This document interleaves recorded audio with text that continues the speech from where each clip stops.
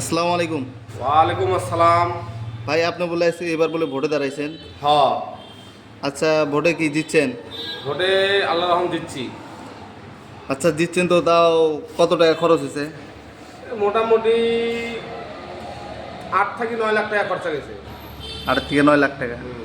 আচ্ছা এবার তো তাহলে জিতছেন, তাহলে রাইজের জন্য এবার কিরম উন্নতি করবেন বা রাইজের জন্যে তো মানে 8-9 লাখ টাকা তো অলরেডি মোর খরচা রাইজক দিতে গেছে। পার বাড়ির 5,000 7,000 করে পার ভোটারক দিচ্ছ, দিয়ে মুই দিচ্ছ। এখন 5 বছরের মধ্যে যা কামে আসবে সব মোর পকেটে ঢোকাই, মুই তো রাইজক তো আর কিছু দিন না। কারণ অলরেডি মোর 10 লাখ গেছে, মোর 10 লাখ তো তোলা লাগবে না। মুই তো রাইজক আর কোনো জিনিসই রাইজক দিন না, সব মোর পকেটে ঢোকাই। আচ্ছা আপনি তো রাইজের সাপোর্টেই তো দিচ্ছেন, এখন রাইজও তো একটা চায় যে আমাদের বাড়ির পাশে একটা মেম্বার কিছু না, দিলে।